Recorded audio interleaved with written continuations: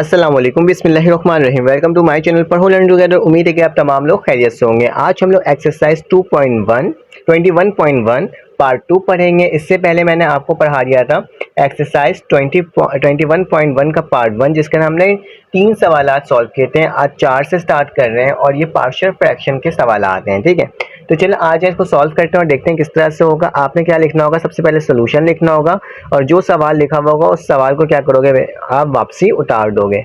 तो मैंने वापसी क्या कर दिया, उन तमाम सवालात को x+4 x-1 और 2x-1 को मैंने वैसे ही उतार दिया। अब क्या करोगे, नीचे वाले ऑलरेडी फैक्टर्स में बने हुए, अब मैं क्या करूँगा, ऊपर वाली टर्म को एक दूसरे से मल्टीप्लाई कर दूंगा। ठीक है, तो आज चलो मल्टीप्लाई करते हैं और देखते हैं कि मेरे पास क्या आंसर आ रहा है। मुझे सबसे पहले क्या करना होगा, 3 को 2 से मल्टीप्लाई करना होगा। तो क्या लिखूंगा, 2 3 मेरे पास क्या होता है 6x का स्क्वायर हो जाएगा। 3 8 मेरे पास कितना होता है 24 होता है, तो माइनस का क्या हो जाएगा 24x हो जाएगा।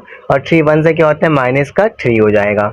यहाँ तक तो कोई मसले की बात नहीं है। ये x+4 वैसे ही लिख देंगे हम लोग, x-1 वैसे ही लिखा जाएगा और 2x-1 भी मेरे पास वैसे ही उतर जाएगा, कोई चेंजेस नहीं होगी। जब हमारे पास इस तरह के फैक्टर्स बन जाते हैं नीचे वाली टर्म में और ऊपर का सोल्यूशन हो जाता है, तो हम लोग इसमें लेट करते हैं, अज्यूम करते हैं। पार्शियल फ्रैक्शन निकालने के लिए लेट लिखोगे और लेट लिखने के बाद लिखोगे 6x का स्क्वायर x+4 और नीचे क्या लिखा हुआ है x-1 और 2x-1। ठीक है, -1 है। ठीक है, किसके ऊपर लिखा हुआ 24x और -3 को वैसे ही लिख देंगे, इसको बराबर ले लेंगे। पहली टर्म को बोलेंगे a, दूसरी टर्म को बोलेंगे b और तीसरी टर्म को बोलेंगे c बोलेंगे। ठीक है, तो a के नीचे क्या होगा, पहला वाला फैक्टर नीचे वाला, तो x+4 नीचे, इसमें क्या आ जाएगा मेरे पास x-1 और नीचे क्या आ जाएगा इसमें 2x-1, जैसे ऊपर लिखा हुआ था ना वैसे इसके नीचे नीचे टर्म में तोड़ तोड़ के लिख दिया। अब हमें a b और c की वैल्यू को फाइंड आउट करना होगा।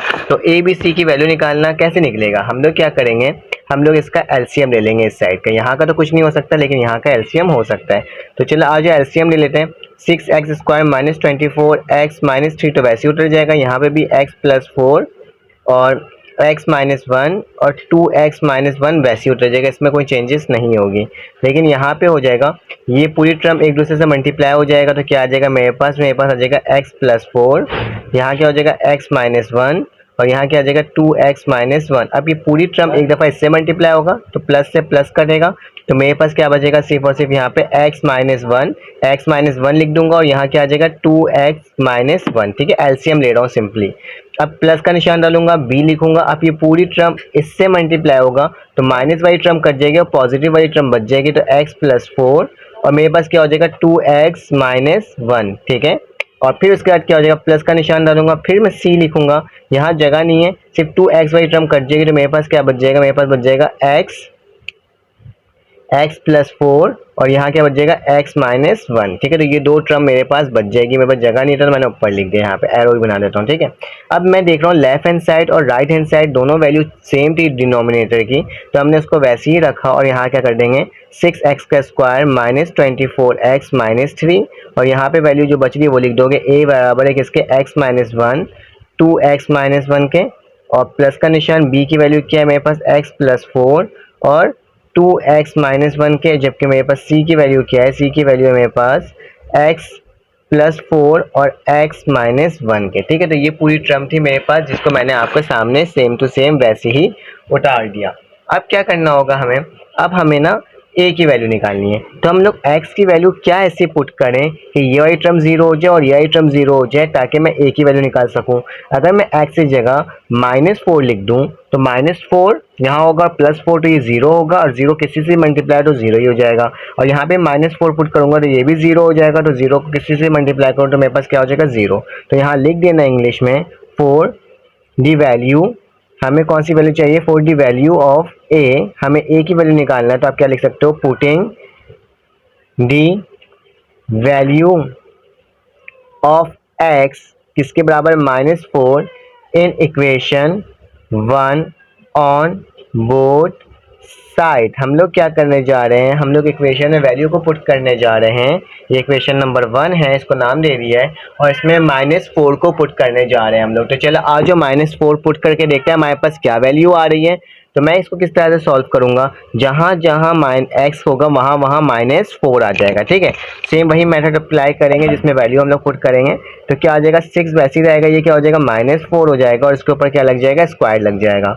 उसी तरह से -24 लिखा, यहाँ पे -4 हो जाएगा और -3 हो जाएगा, यहाँ पे a लिखूंगा और x की जगह क्या आ जाएगा, -4 -1 और यहाँ क्या आ जाएगा 2x की जगह -4 और -1। ठीक है, उसी तरह से जब b में -4 पुट करूंगा तो ये 0 हो जाएगा और जब इसमें पुट करूंगा तो क्या आ जाएगा, 0 आ जाएगा, क्योंकि -4 + 4 0, -4 + 4 0, तो क्या हो जाएगा, दोनों 0 0 आ जाएगा। मैं डायरेक्ट 0 0 लिख दिया, इसको पूरा सॉल्व करके नहीं लिखा।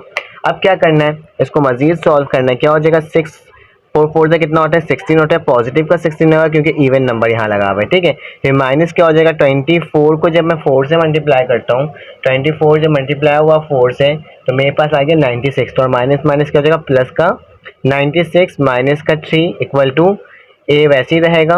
-4 -1 किसके बराबर होता है, मेरे पास माइनस के 5 के बराबर होता है और 2 4 से मेरे पास कितना होता है, 8 होता है, तो माइनस का 8 और माइनस का 1। ठीक है, माइनस का 8 और माइनस का 1 ही होगा ना, 4 - 1 तो सॉरी ये -5 हो जाएगा और 2 4 8 हो जाएगा, माइनस का 8 और माइनस का 1 हो जाएगा।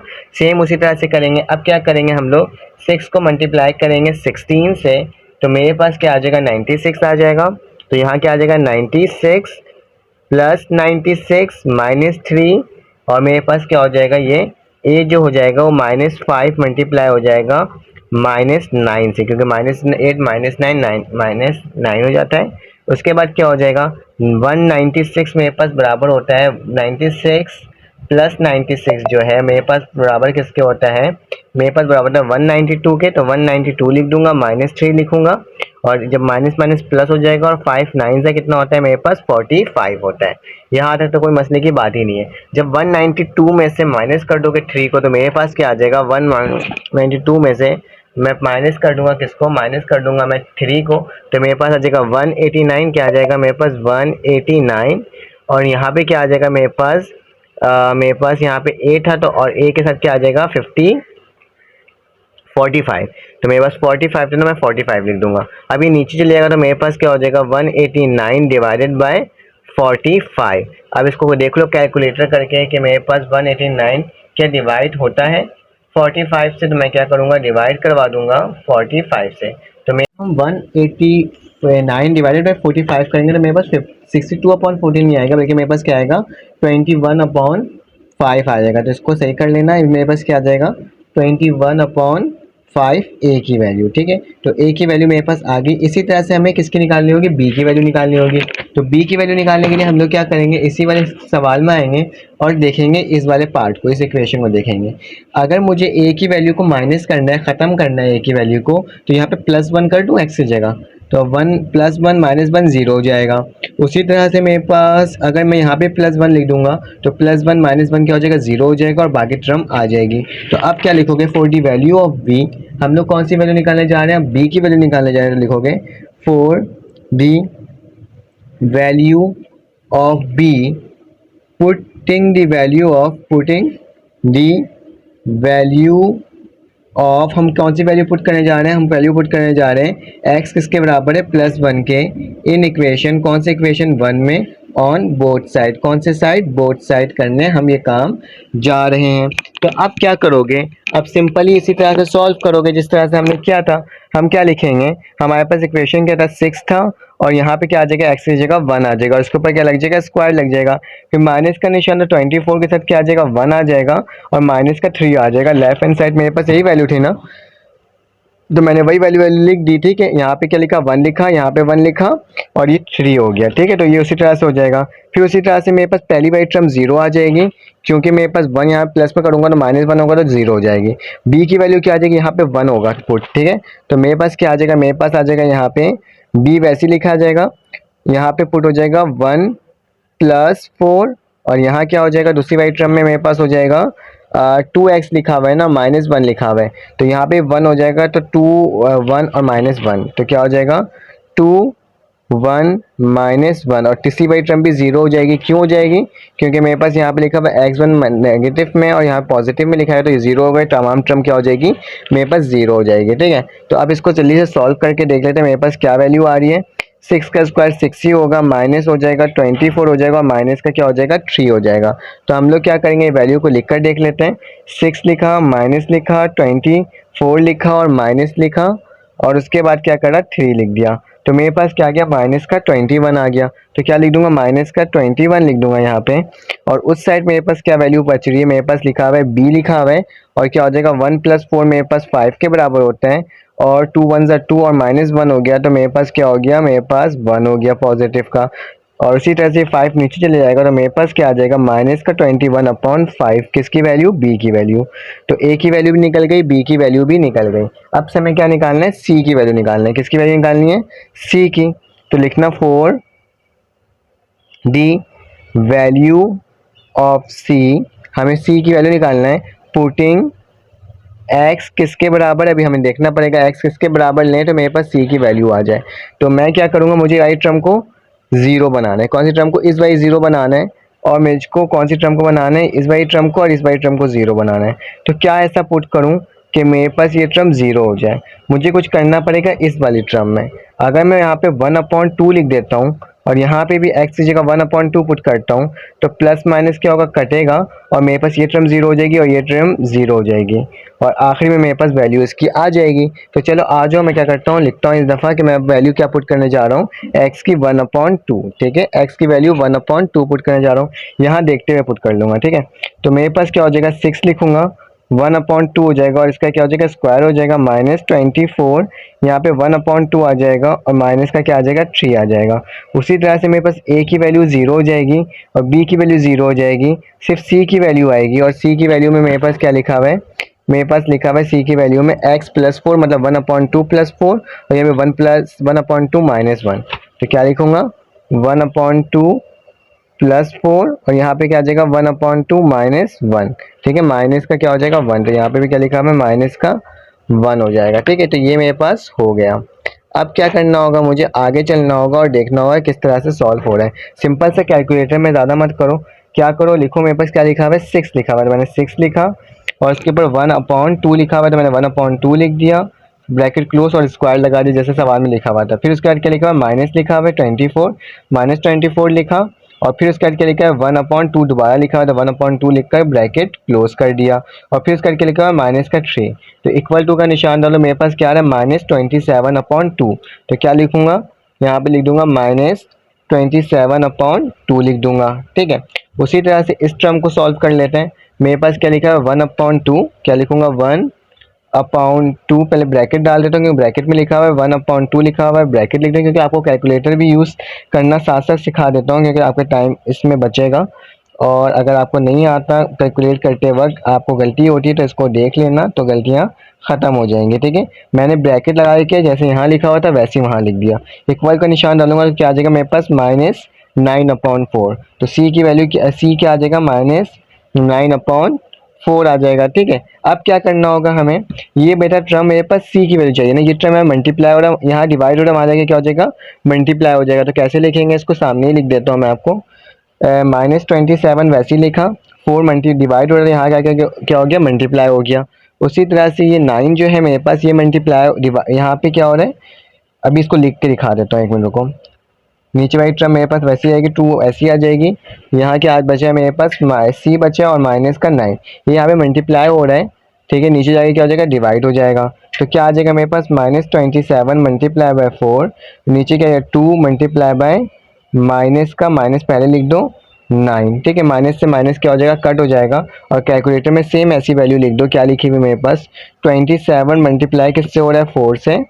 ठीक है, एक काम करो पहले डैश डालो, पहले लिखो 27 मल्टीप्लाई किससे हो रहा है 4 से और नीचे क्या हो रहा है 2 मल्टीप्लाई हो रहा है किससे 9 से। तो मेरे पास वैल्यू क्या आ रही है वो देख लो, मैं इक्वल टू का निशान डालता हूँ और मेरे पास क्या आ रही है, इसकी वैल्यू 6 आ रही है। तो मेरे पास सी की वैल्यू क्या निकल गई 6 निकल गई। ठीक है, तो मेरे पास ए की वैल्यू आ गई, बी की वैल्यू आ गई, सी की वैल्यू आ गई। अब क्या करेंगे, इस तमाम वैल्यूज़ को पुट कर देंगे किसमें, ये जो हमारे पास पहला इक्वेशन था ना ए बी सी की जगह यहाँ जाके पुट कर देंगे। तो वैसे ही लिखोगे सवाल यहाँ पे किस तरह से, लिखोगे 6x² ठीक है, 6x क्या हो जाएगा स्क्वायर, फिर उसके बाद -24x लिखोगे, -3 लिखोगे, नीचे क्या था मेरे पास x+4 था, x-1 था, और मेरे पास क्या था 2x-1 था, ठीक है, जो कि बराबर किसके, a की वैल्यू जो आई थी वो लिख दो।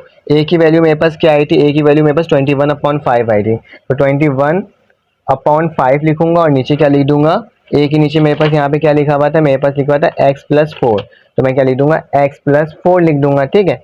फिर उसके बाद मेरे पास क्या आ जाएगा, प्लस का निशान आ जाएगा, और मेरे पास फिर उसके b की वैल्यू क्या है, -21/5, तो क्या लिखना -21/5, और नीचे क्या आ जाएगा मेरे पास यहाँ पे x-1, और इसी तरह से आखिरी में क्या आ जाएगा, प्लस का निशान 6 लगाओगे और नीचे क्या आ जाएगा 2x-1। तो ये मेरे पास क्या हो गया, पूरा वैल्यू जो आई है पार्शियल फ्रैक्शन की वैल्यू आ चुकी है। बुक के अंदर ये जवाब नहीं है, उन्होंने इसको मज़ीद सिंप्लीफाई किया था, लेकिन हमारे पास यहाँ पे आके ये आंसर कंप्लीट हो जाता है और यही हमारे पास आंसर है। बुक में इसका आंसर अलग है, गलत है, ठीक है। तो इसको देख लीजिएगा, इसको देख लीजिएगा, और नेक्स्ट क्वेश्चन को सॉल्व करते हैं, देखते हैं किस तरह से हो रहा है। अब हमारे पास क्वेश्चन नंबर 5 आ गया है। क्वेश्चन नंबर 5 भी बहुत आसान है, उसी तरह से करना है, बस इसमें कुछ एक लॉजिक यूज होगा, उसको मैं आपको बताऊंगा किस तरह से इसको सॉल्व करना है।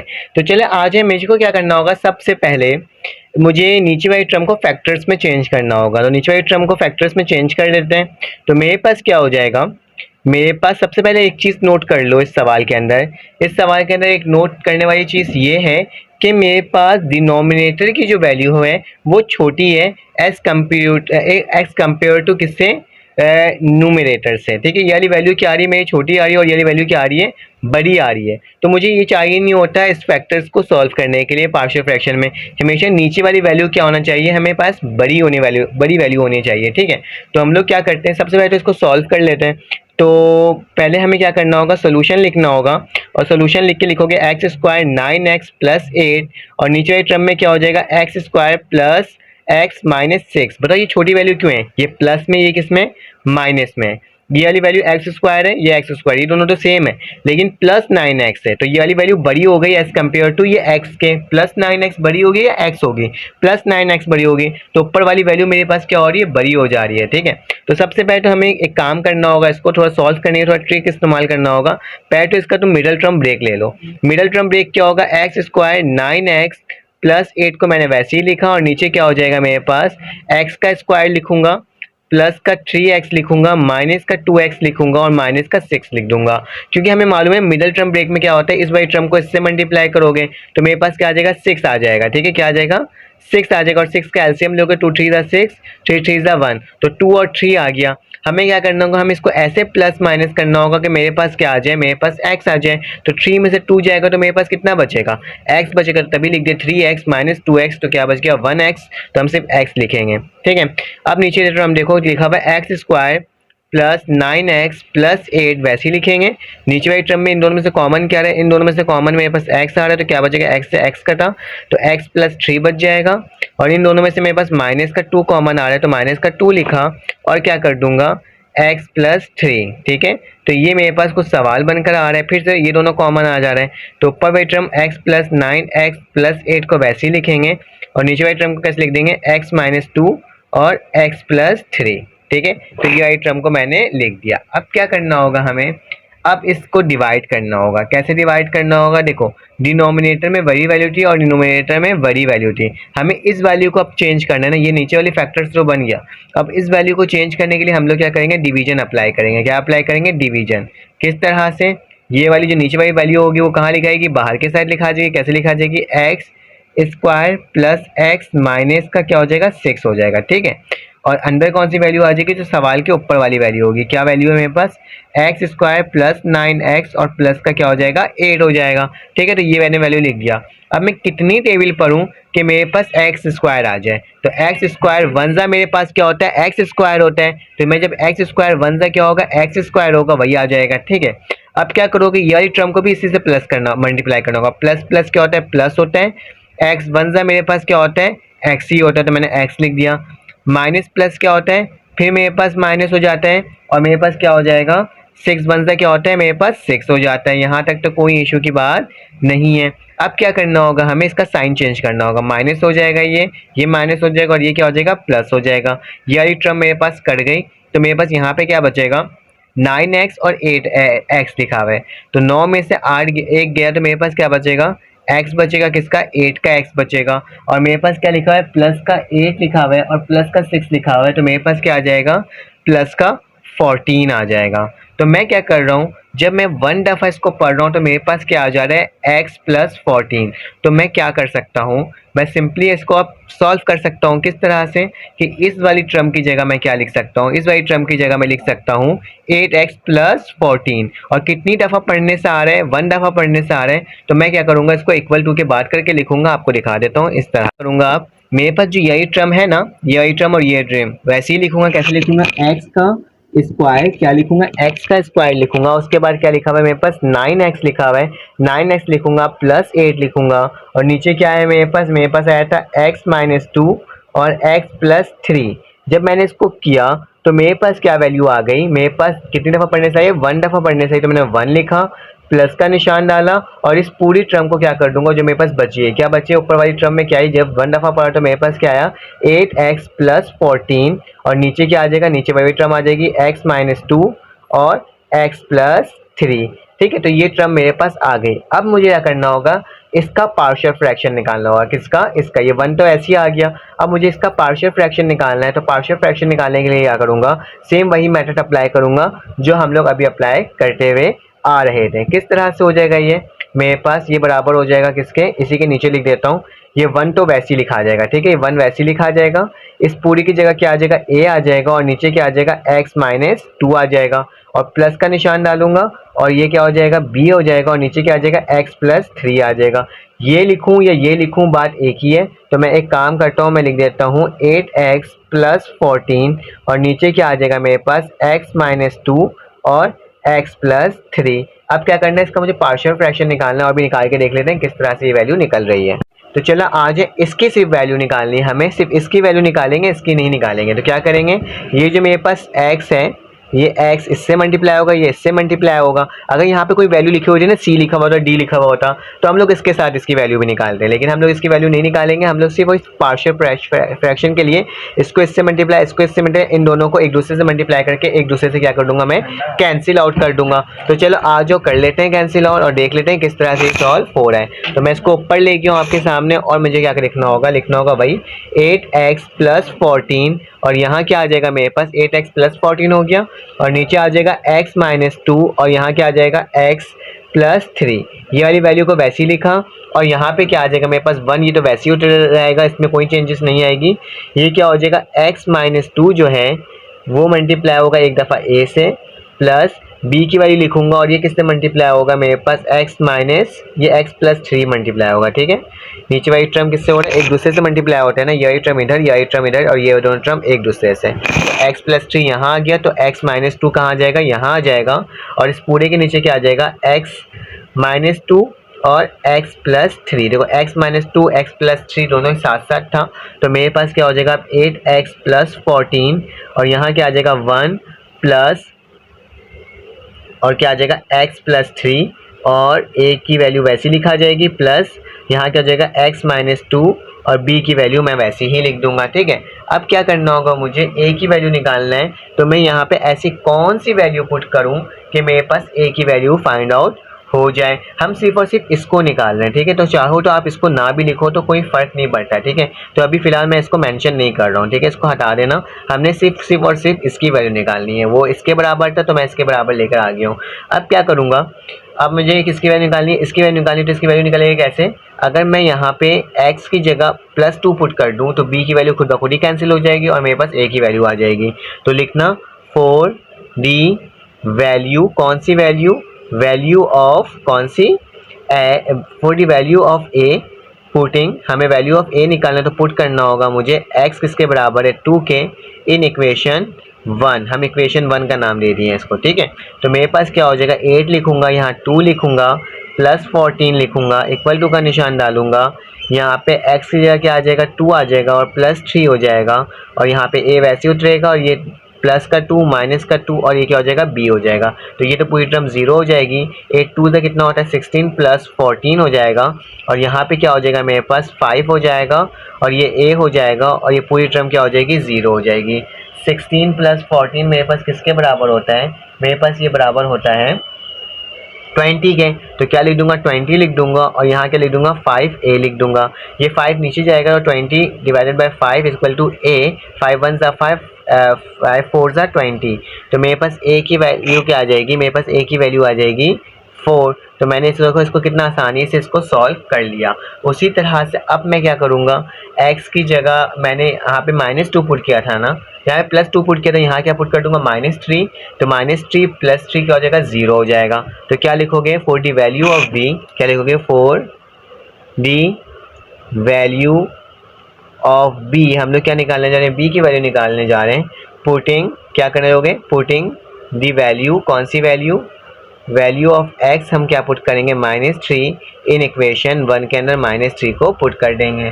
तो देख लेते हैं मेरे पास क्या लिखा हुआ था, ये 8 है तो 8 वैसे ही उतरेगा, 2 की जगह क्या आ जाएगा 3 आ जाएगा, प्लस 14 आ जाएगा। यहाँ फिर मेरे पास 2 की जगह क्या आ जाएगा माइनस का 3 आएगा, याद रखना -3 पुट किया है। यहाँ पे माइनस का 3 आ जाएगा और प्लस का 3 आ जाएगा, ठीक है। और ये a हो जाएगा प्लस का निशान, ये माइनस का फिर से 3 आ जाएगा और माइनस का 2 आ जाएगा और यहाँ पे किसका निशान आ जाएगा b का निशान आ जाएगा। तो चलो आ जाओ सॉल्व कर लो। मैं क्या करूँगा 8 को मल्टीप्लाई करूँगा 3 से, तो मेरे पास माइनस का 24 आ जाएगा, माइनस का 24 और प्लस का 14, ये टर्म पूरी 0 हो गई और ये माइनस का 5b आ जाएगा, ठीक है। तो माइनस का 24 जो है मेरे पास, इसको माइनस कर दूंगा मैं 14 से, तो मेरे पास क्या आ जाएगा 10 आ जाएगा। तो x की वैल्यू क्या आ जाएगी, यहाँ पे 10 आ जाएगा, माइनस का 10 और यहाँ पे आ जाएगा माइनस का 5b। माइनस से माइनस कटा तो मेरे पास b की वैल्यू क्या आ जाएगी, मेरे पास 10/5, ठीक है। और यहाँ पे क्या हो जाएगा b हो जाएगा, 5 1 ज़ा 5, 5 2 ज़ा 10। तो मेरे पास क्या वैल्यू आ गई 2 आ गई b की वैल्यू, ठीक है। जब मेरे पास a की वैल्यू 4 आ गई और b की वैल्यू 2 आ गई, तो हम लोग क्या करेंगे, इस सवाल के अंदर जो मेरे पास सवाल था a और b की जगह पुट कर देंगे। a की जगह क्या पुट कर दूंगा 4 पुट कर दूंगा और b की जगह क्या पुट कर दूंगा 2 पुट कर दूंगा। तो मेरे पास क्या आंसर आ जाएगा, मेरे पास आ जाएगा 1 प्लस क्या आ जाएगा 1 प्लस a की जगह क्या आ जाएगा, a की जगह मेरे पास 4 आ जाएगा और नीचे क्या आ जाएगा x - 2 और b की जगह क्या आ जाएगा मेरे पास 2 आ जाएगा, जिसकी वैल्यू क्या हो जाएगी x + 3। तो ये क्या हो गया, मेरा आंसर हो गया पार्शियल फ्रैक्शन का। आपने इसको एक चीज़ नोट नहीं किया, मैंने क्या किया था, मैंने यहाँ पर के यहाँ पे 20 लिख दिया था, बल्कि मेरे पास 30 होता है। 16 + 14 किसके बराबर होता है 30 के बराबर होता है। तो ये 30 हो जाएगा, ये 30 हो जाएगा, 5 1 ज़ा 5, 5 6 ज़ा 30। तो मेरे पास a की वैल्यू क्या आ जाएगी 6 आ जाएगी। तो यहाँ पे क्या आ जाएगा 4 की जगह 6 आ जाएगा, ठीक है। तो 1 + 6x - 2 + 2x + 3। तो ये क्या हो जाएगा, मेरा आंसर हो जाएगा पार्शियल फ्रैक्शन का। अगर मैं ये वाली वैल्यू पुट करूँगा तो मेरे पास क्या वैल्यू आ जाएगी, मेरे पास वैल्यू आ जाएगी 1 + ax - 2 + bx + 3 की जगह क्या आ जाएगी, इसकी जगह सिर्फ a और b की वैल्यू निकालनी थी। तो a और b की जगह क्या आ जाएगा मेरे पास 6 और 2 आ जाएगा। तो सिंपल सॉल्व हो गया। कितना आसान से सवाल था ये वाला भी।